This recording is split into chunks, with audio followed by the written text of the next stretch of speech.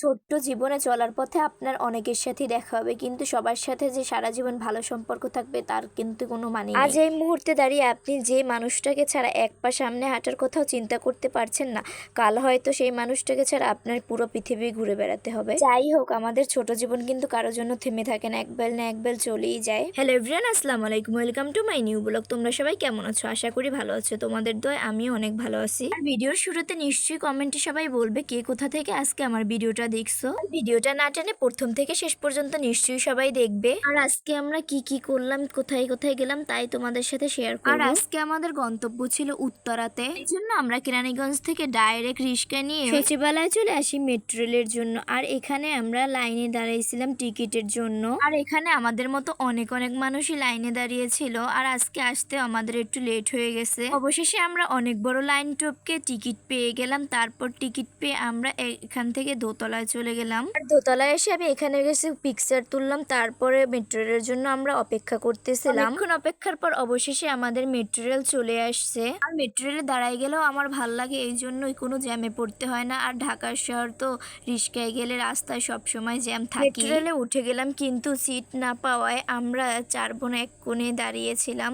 আর আজকে metro rail বসে আমার সাথে অনেক সুন্দর একটা ঘটনা ঘটেছে। ঘটনাটি হলো গিয়ে কিছু প্রিয় মানুষের সাথে আজকে আমার দেখা হয়ে গেছিল। যেহেতু আমি ভিডিও বানাই, তোমরা অনেকেই আমার ভিডিও পছন্দ করো, দেন তোমাদের মতনই কিছু ভাইয়াদের সাথে আজকে আমার মেট্রো রেল বসে দেখা হয়ে গেছিল, যারা রেগুলারলি আমার ভিডিও দেখে। আর সে আমাকে দেখিয়ে চিনতে পেরে গেছে। আর দেন তাদের সাথে কথা বলে আমার খুবই ভালো লাগছে, তারা খুবই ভালো। আর আমার এটা ভেবেই খুব ভালো লাগতেছিল তোমরা একজন হলেও আমার ভিডিও অনেক পছন্দ করো, রেগুলারলি আমার ভিডিও দেখো, আমাকে সাপোর্ট করো। তাই জন্যই আমি অনুপ্রেরণা পাই প্রতিদিন তোমাদেরকে নতুন নতুন ভিডিও দেওয়ার চেষ্টা করি। আশা করি তোমরা এভাবেই সবসময় আমাকে সাপোর্ট করবে, আমার পাশে থাকবে। হয়তো তোমাদের ঋণ আমি কোনোদিন শোধ করতে পারবো না, আমি সবসময় তোমাদের প্রতি কৃতজ্ঞ থাকবো। আর তোমাদের ভালোবাসা অনুপ্রেরণা নিয়ে আমি আরো সামনে এগিয়ে যেতে চাই। আর আমি এখানে বক বক করতে করতে অবশেষে আমাদের মেট্রো রেল কিন্তু উত্তরাতে চলে আসছে। এখন আমরা আবার ভিডিও টপিক্সে ফিরে আসি। আর আজকে আমরা উত্তরাতে এসেছিলাম বুফে আইটেম ট্রাই করতে, বাফেট লাঞ্চে। দেন মেট্রো রেল থেকে নেমে আমরা ডাইরেক্ট রিক্সা নিয়ে বাফেট লঞ্চের সামনে চলে যাই।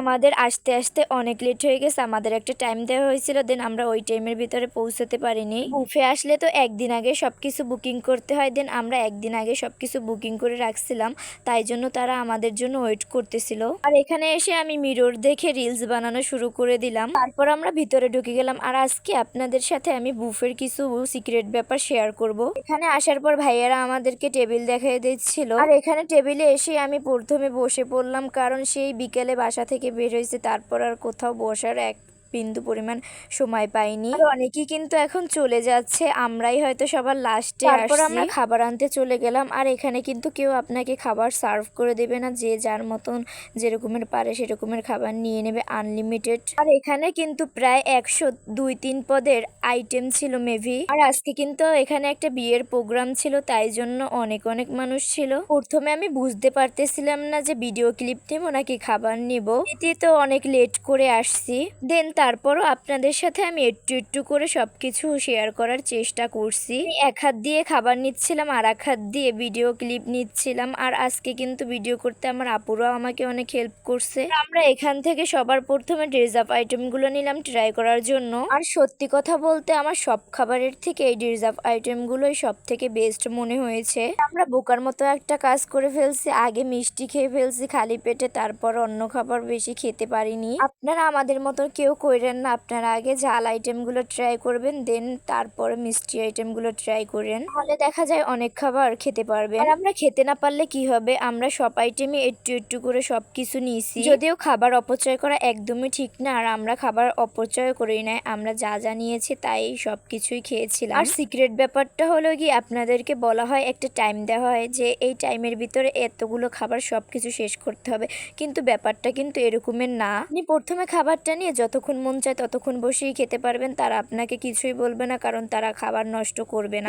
এখানে আমরা খাবার শেষে কফি অর্ডার দিয়েছিলাম, আর অনেক অনেক আইটেম আমরা ট্রাই করতে পারিনি, পেট ফুল ভর্তি ছিল তাই জন্য। এখানে ভিতরে বসে আপনি যত মন চায় তত খাবার খেতে পারবেন, কিন্তু বাইরে কিন্তু এক গ্লাস পানিও নিয়ে যেতে পারবেন না। দেন আমরা খাওয়া দাওয়া শেষে এই পাশে আবার বিয়ের প্রোগ্রাম চলতেছিল, সেইখানে আসলাম। মাশাআল্লাহ তাদেরকে অনেক সুন্দর মানিয়েছিল, তাদের নতুন জীবনের জন্য সবাই দোয়া করবে। আর এই পাশে আমার আপুরা এখানে ভিডিও বানাচ্ছিল। আজকে আমি অনেক বড় একটা সুযোগ পেয়ে গেলাম, যেহেতু ওরা ক্যামেরার সামনে আসতে চায় না, আজকে আমি লুকিয়ে লুকিয়ে হলেও ওদের ভিডিও ফুটেজ নিয়ে নিলাম। একটু লাজুক স্বভাবের, আজকে এই ভিডিও দেখলে হয়তো আমার একটু বকুনি খেতে হবে ওদের কাছে। আর এক ফাঁকে আমি একটু নিজেকেও দেখিয়ে দিলাম। আমাকে কেমন লাগছে নিশ্চয়ই কমেন্টে বলবেন। আর এখান থেকে বের হয়ে আমরা একটা আইসক্রিমের দোকানে চলে গেলাম। আমরা যে কোনো খাবারের পর আইসক্রিম লাগবেই, তাতে যেথায় যাই না কেন। ভিডিওটা আর বাড়াবো না, ভিডিওটা কেমন লাগলো সবাই কমেন্টে বলবেন। আর আমার ভিডিও ভালো লাগলো সবাই লাইক কমেন্ট শেয়ার এবং ফলো দিয়ে পাশে থাকবেন। নতুন কোনো ভিডিওতে খুব তাড়াতাড়ি দেখা হচ্ছে। সবাই ভালো থাকবেন, আল্লাহ হাফেজ।